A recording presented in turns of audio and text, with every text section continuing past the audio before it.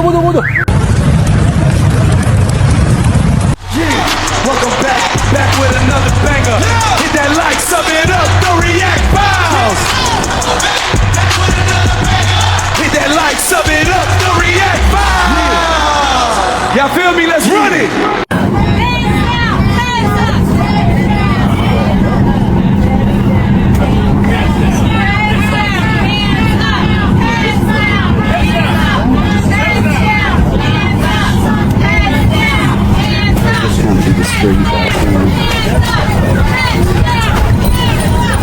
Stand up, let's go. Stand up. Everybody heads down. Stand up. Stand up.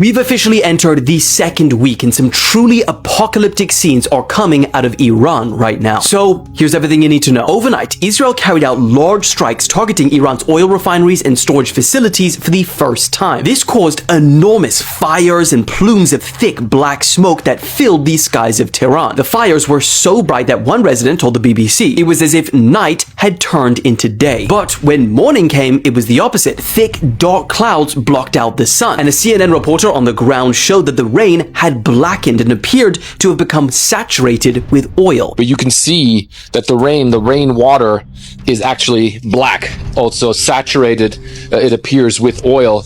And then if we look over there, you can see that the water that's running down here, this sort of oil filled rain that we have right now. Similar shocking scenes came out of Kuwait, where a large government building was engulfed in flames after being hit by a suspected drone amid a wave of Iranian strikes on the country. Yesterday in Dubai, passengers were taken into tunnels and flights were briefly suspended after a drone struck nearby. Cautions over the weekend were heightened for terror attacks after a Southwest Airlines flight was diverted to Atlanta in response to a possible security matter. Yeah, this time we need everybody to have their heads down and hands up. Heads down, hands up.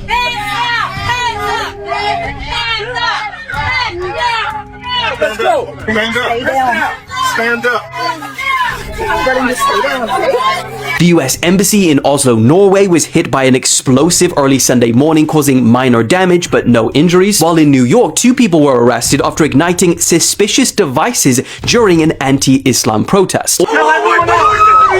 All 3 cases are still under investigation. The Israeli military came out and warned that it will pursue every successor of Iran's former supreme leader. Trump claimed that the US has sunk 42 Iranian ships in just 6 days, and that he also couldn't care less anymore which ally countries help in the war, saying it's a little late. And lastly, because much of the Middle East is just dry desert, freshwater distillation plants are now being targeted. Bahrain claimed that an Iranian drone attack caused damage to one of their plants, while Iran themselves are accusing the US of bombing one of their own in Qasem Island, calling it a blatant and desperate crime. See you all tomorrow for Day 10. Day 10, and it's literally raining oil. Shout out to Dylan Page. Think this is getting very serious fast. Pause to mark the 5th anniversary of the 9/11 attacks. The information that the Central Intelligence Agency has obtained by questioning men like Khalid Sheikh Mohammed has provided valuable information and has helped disrupt terrorist plots, including strikes within the United States. For example, Khalid Sheikh Mohammed described the design of planned attacks on buildings inside the U.S. and how operatives were directed to carry them out.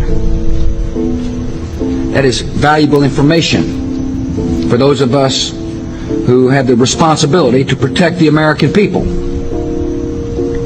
He told us the operatives had been instructed to ensure that the explosives went off at a point that was high enough to prevent people trapped above from escaping.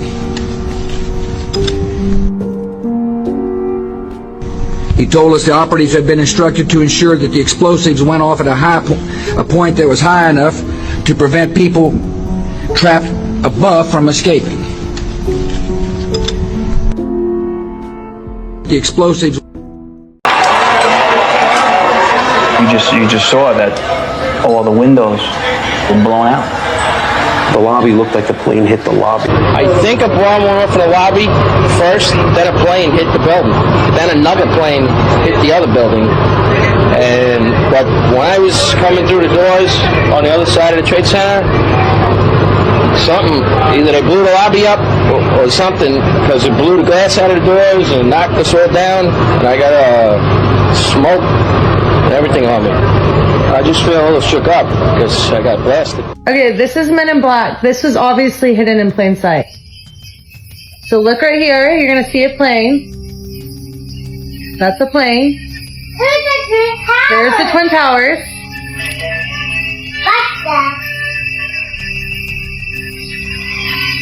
In the exact same spot. 2 smokestacks.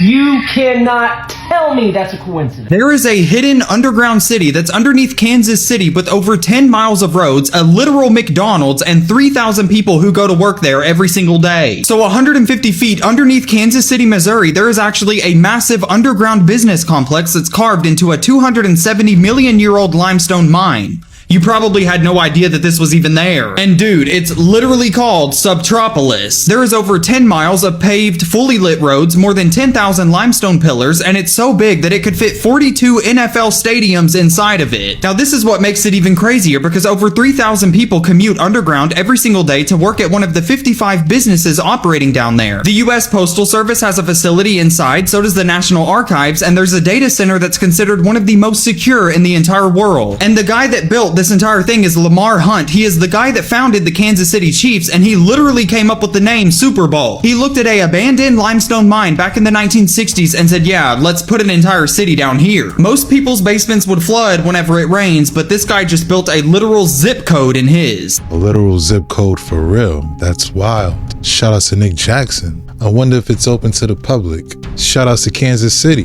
Well, from New York to Brazil, Buenos Aires, and then Antarctica, without ever coming up to the surface for air. And you can do it all at way more than 1,000 miles an hour on magnetic levitation trains, otherwise called maglev. One thing he told me, he went from Virginia to Los Angeles in 45 minutes. Do the math, 3,000 miles an hour. Most people don't even believe that there's a tunnel network. There are hundreds of thousands of miles of tunnel systems. Okay guys, this is breaking right now. Apparently Kansas City International Airport is currently experiencing a major security incident as of this afternoon, March 8th of 2026, around 1 to 5 p.m. local time based on real-time reporting. There's been multiple eyewitness accounts and breaking posts all over the internet right now. They're saying staff are being evacuated as well as passengers from concourses and terminals onto the tarmac or other areas. Sections of the airport, including parts of Terminal A and possibly others, have been cleared with people directed to specific locations. No vehicles allowed in drop-off zones, and K9 units visibly on scene all over the airport. The Kansas City Aviation Department confirmed that they are aware of the situation at KCI, with airport police and FBI on site investigating a potential threat. Now, this has led to a partial or a full evacuation of affected areas, a ground stop, including no takeoffs or landings in progress, and suspension of normal operations in those sections. Travelers are currently being instructed to exit or relocate as directed, though details on a complete lockdown or full airport-wide closure vary from source to source. Now, there's no official statement as of what the threat is yet, and it's too early for confirmation of any type of resolution or all clear, but as this thing develops, I'll keep you guys updated. Yo, that's crazy. Shout out to Kagan Dunlap. I'm hearing everybody went back inside. I only can imagine what that check-in line was like. I am noticing a spike in these airport-related incidences, which is pretty weird. Shout out to Kansas City. That's twice now in this video. The Chris Tucker that we got now is Epstein Island Chris Tucker. Oh, not Smokey. Oh, Lord. You knew Jeffrey Epstein, didn't you? Yeah, I did. You know, we flew Bill Clinton and a lot of different. Well, that was a humanitarian trip to Africa, And I met him on that trip because it was his plane. I didn't know who plane we was getting on. And, you know, you don't know people, what they do in their private lives, so. You didn't never go to that island, did you? No. I don't know where that thing at. Chris Tucker didn't want to be the poster child for smoking weed. He don't smoke weed like that. Right. He in the church. He Michael Jackson's best friend. Christmas. Michael Jackson called him Christmas. You ever met a man that gave you a little nickname like that? No. Me neither. This is a photo taken in Jeffrey Epstein's Manhattan townhouse. It seems to show a doctor performing a medical procedure on Mr. Epstein's dining room table. We looked through about 15,000 records from the Epstein files to understand how Jeffrey Epstein cultivated and rewarded a small circle of doctors as a means of control over the women in his orbit. Mr. Epstein dictated when these women got plastic surgery, even when they went to the gynecologist. And he could also take medical care away. In some cases, you also see the doctors help Jeffrey Epstein maintain that control over these women's lives. Here's one really striking example. Jeffrey Epstein is flying back from his island in the Virgin Islands to New York with a young woman who has suffered a really serious injury. He reaches out to somebody named Eva Dubin, a former girlfriend of his, and the founder of the Dubin Breast Center at Mount Sinai. And he says, this woman fell off the ATV and needs stitches in her forehead. Can you organize? She responds, okay, Jess Ting, a plastic surgeon at Mount Sinai, is standing by. Call me as soon as you land. And then you see the next day from Jeffrey Epstein, Dr. Ting put 35 stitches in her head, laid out on the dining room table. And that brings us back to this photo, which appears to be of Dr. Ting. Dr. Ting declined comment on this photo. When we talked to medical experts, they said, there's no way you do this if you were putting the patient's needs first. If you were doing that, you just take her to the hospital. There's much more equipment, there's many more people, the risk of infection is lower. The only reason you do this is if you were putting somebody else's needs first. We see again and again doctors in these files bending or breaking the rules of their profession, and often they treated Epstein as if he was the real client. They shared patients' private information with Jeffrey Epstein. In this email, one of the women connected to Mr. Epstein expresses to Epstein that she's uncomfortable with this arrangement. And Epstein writes back to say, this is how it is. These doctors know that I'm paying. They want to keep me happy. And these doctors benefited from their relationship with Mr. Epstein. He gave Mount Sinai over $375,000 in donations, including gifts to Dr. Dubin's Breast Cancer Center and $50,000 to Dr. Ting's cancer research. Other doctors got high retainer fees and introductions to his celebrity friends. He even bought a few of them $900 Apple Watches. We reached out to all the doctors listed in our story. Dr. Ting and Dr. Dubin told us that they had never witnessed anything they believed to be criminal conduct by Mr. Epstein. Still, Dr. Ting told us that he deeply regrets his association with him. Mount Sinai Hospital told us that they formed a committee to investigate the hospital's ties to Mr. Epstein, and they would take any appropriate action that resulted. Reporters like me have been writing about the Epstein files for weeks, but there's still so much more to be learned. What was particularly chilling about this story was how Mr. Epstein was able to corrupt an institution, medicine, which was supposed to be different. It gives you a sense of what else might be out there as we continue to dig through these files. How many times can these people lie and y'all still believe them? They really want us to believe that Jeffrey Epstein is not here anymore.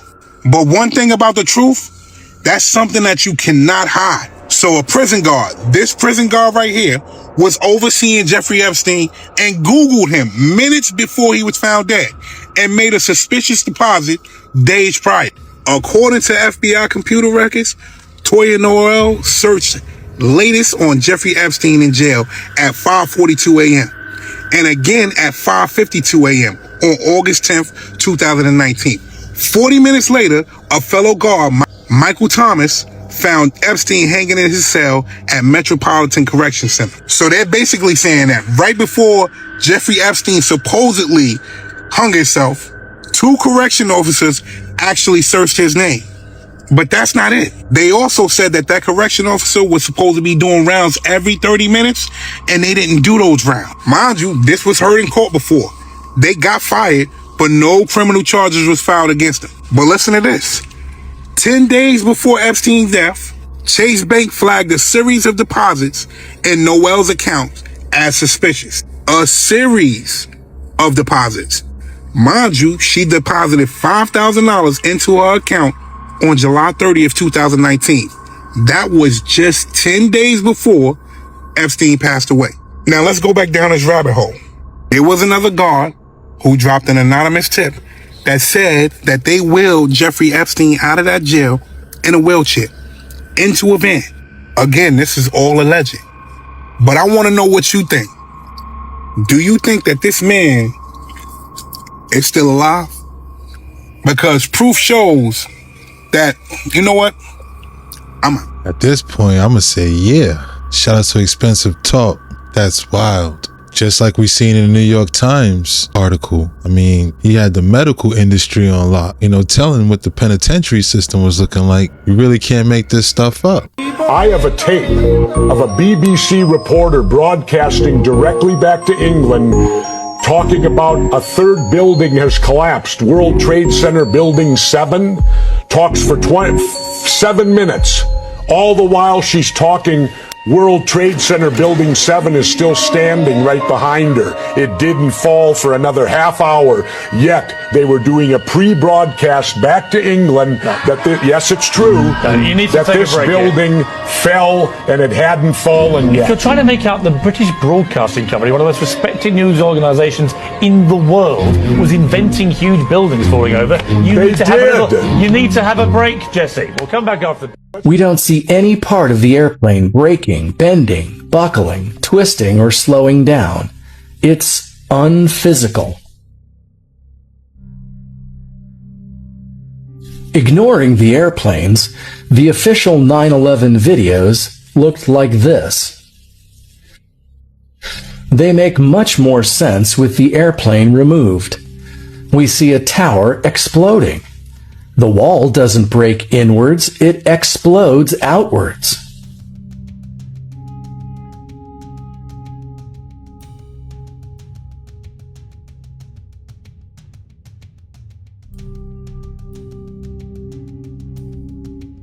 So 6G can penetrate Faraday. So what you want is RFID blocking paint. Okay,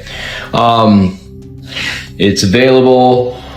There are cheaper versions of it. You don't really need a huge bucket of that shit. But when you coat the walls, you could use latex paint to cover it. Here's the thing. So remember how, when you get an x-ray, the dentist, they have you wear a thick lead vest? That is to protect you from radiation. That's what this shit is. That's why they banned lead paint. So there's graphene, graphite, copper, and some other materials that are in here. Sometimes actual just lead paint, because, the whole lead paint thing, I mean, you could have bullets lodged in your body and shrapnel and shit, and not get lead poisoning. That's a good point with that shrapnel. Haven't heard of anyone getting lead poison after getting hit. Shout out to Coach Tommy762. Make sure you read the ingredients on the label, of course, and do your own research. Very interesting right there. I had dinner with my friend Nick Cage, and he said, "What's going on with you, man?" I went, "What do you mean?" And he went, "Your eyes are different." So you might have seen this image show up on the internet the other day. That's me in my lounge next to Jim Carrey. I did so after the internet had gone wild with theories of cloning, body doubles, and all sorts of theories that filled our newsfeed over the last week. The post itself was part of a social experiment. I started first by elevating another theory that a makeup artist, Alexis Stone, was the body double of Jim Carrey. Alexis Stone even used clearly AI images to make this point. But that didn't matter, people still believed it. You might be asking, why did I do this? I wanted to show that we can't trust AI, and that people are easily fooled. People will believe what they want to believe. Belief is always a stronger force than facts. Then came the image taken in my lounge. This elevated a new theory. Jim was hiding in New Zealand. I wanted to reroute the narrative to something new, to see if I could fool the internet, but more importantly, fool AI. After blowing up on social media, the photos caused articles to be written, including a publication that's been active since 1939 and the oldest publication in Pakistan. Meta AI, if asked, confirms this all is true. Jim Carrey's hiding out in New Zealand. Google search confirmed it is true. Google Gemini confirmed it was true. Even some AI photo detectors labeled it as real. People copied the post, strangers sitting in my lounge next to Jim Carrey. People who understood AI and how it worked were having fun with it, but many others don't, and they were fooled by the photo, surprisingly. Of course, the photo isn't real. I made it first by taking a photo of myself, then inserting an image of Jim Carrey using Google Gemini, the same platform that would later be fooled by it itself. I do it all to show two things. AI can and is fooling people, and it's better than most people realize at doing so. And that outsourcing your thinking to these apps, thinking that they're unfallible, is dangerous. We can't rely on AI. You need to rely on yourself. Anyway, what do you think about it all? I think that was genius. Shout outs to Jake vs. the State, even tricking Gemini and AI into thinking it was real. He's absolutely right. These days, it's getting much harder to tell what's real and what's not.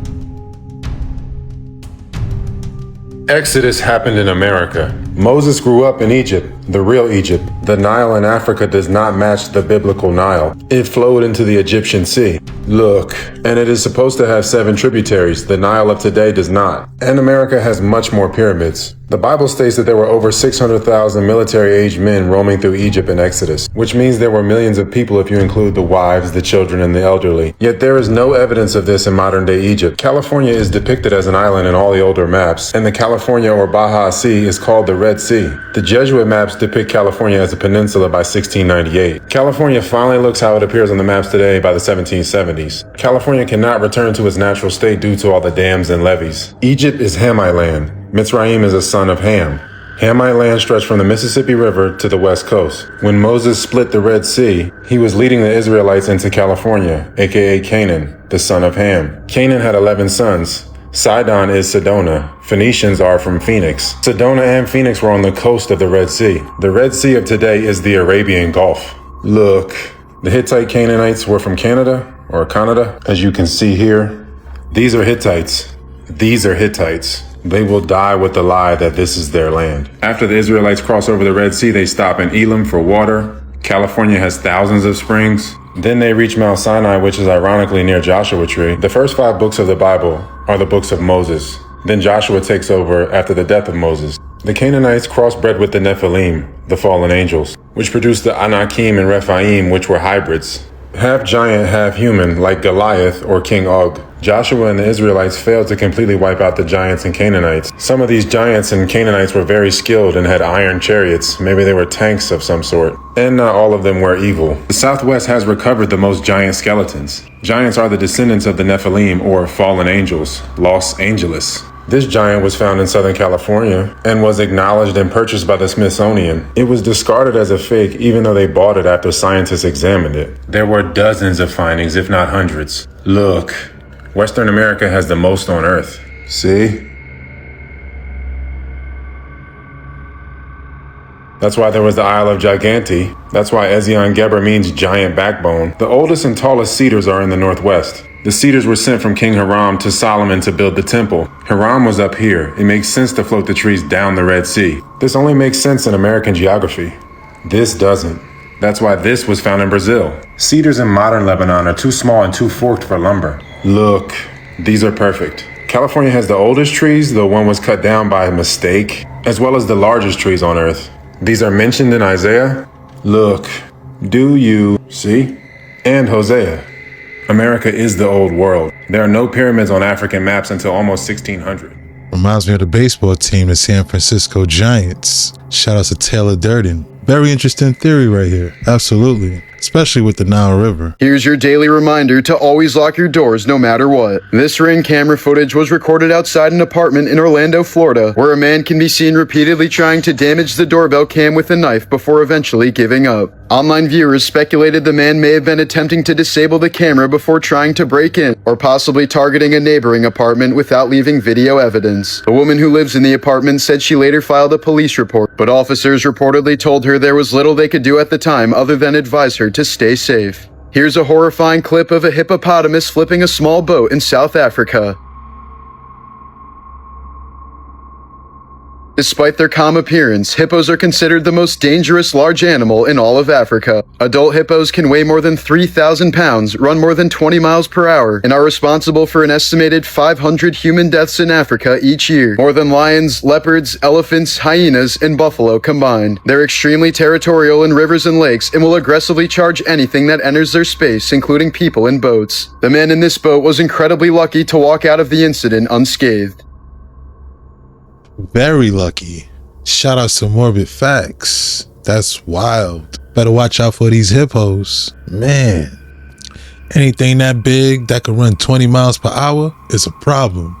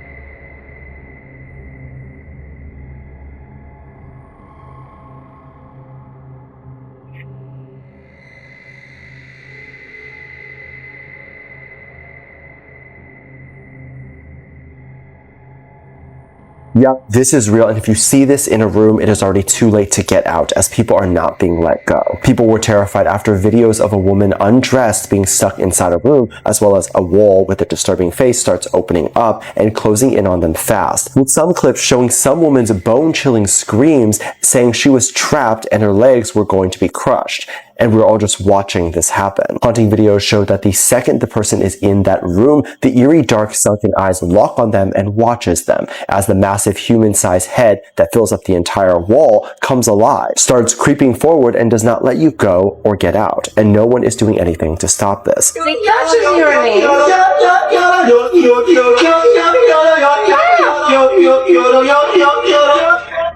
But it gets worse. As the moment it makes full contact with your body, it starts to pull itself back and whispers, "Come again." With the most creepy part being that this is a restaurant bathroom in Tokyo that has been doing this to people for years.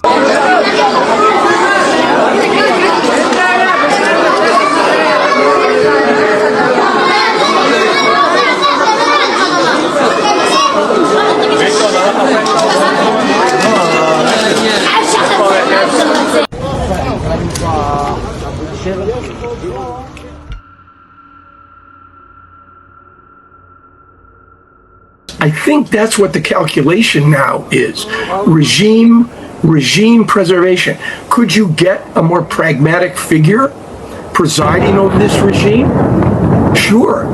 Aaron, I just want to break in for a moment because we're looking at live pictures in the air over Tel Aviv, and obviously, as many people know or maybe don't know, there is an Iron Dome that Israel uses as its missile defense system, and we're seeing it working now. But in some places and instances, it does not work, and I believe this is one missile feasibly that has broken through the Iron Dome. Well, here we are in central Israel, an impact site. Just look, an absolutely packed residential neighborhood. And here you have debris that's fallen. As we understand it, this was a collision between an Israeli interceptor and a missile. And some people have actually still got some of the remnants from the missile. You can see here the damage to some of the vehicles here. I've just been speaking to one man who said he actually hasn't been going down to the shelter, but just a couple of hours ago his wife encouraged him to, and then he heard this loud boom. Remarkably, no one has been injured, but just look how close they would have come. You can look at that damaged window there, lots of children who have been watching this all from their balconies. A lot has been said about the reduced threat from Iran, fewer impacts, but this is a reminder of the ongoing jeopardy. Iranian missiles still reaching Israel, and today in a very crowded neighborhood. Do you believe that the war in Iran is the catalyst to start World War III or the end times? I do.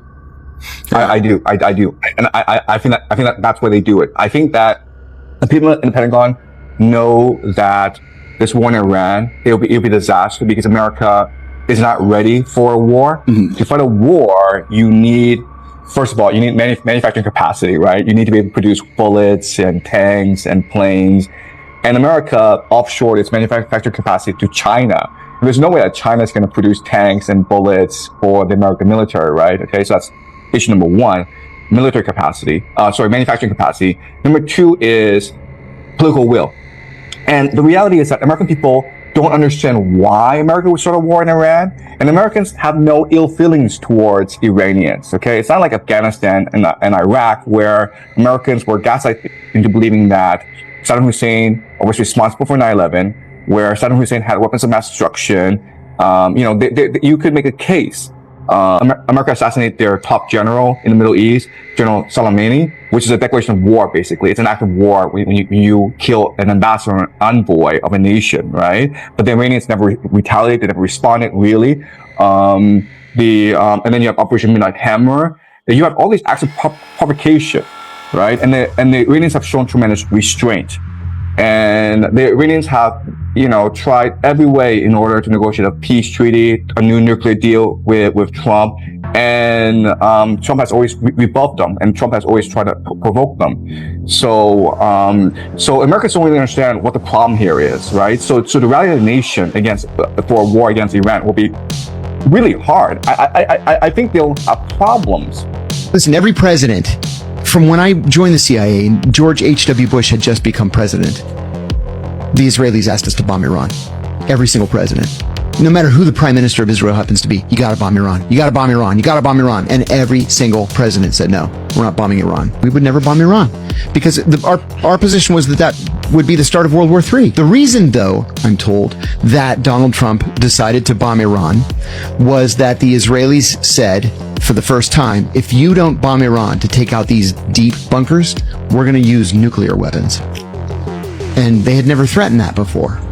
And so Trump said, bombing Iran might actually save us from the start of World War III if it keeps the Israelis from using nuclear weapons. Do you see why there's a problem with that statement, John? Yeah. Because they've never admitted that they've had them. That's right. So you're telling me that they just admitted to the President of the United States that they have nuclear weapons and we still do not have them in the IAEA treaty? That's a wrap. Hope you enjoyed the deep dive. If you enjoyed this video, please consider to give it a like, subscribe to the channel. Don't forget to hit the notification bell. Shout outs to all the reactors. Thanks again. Till next time.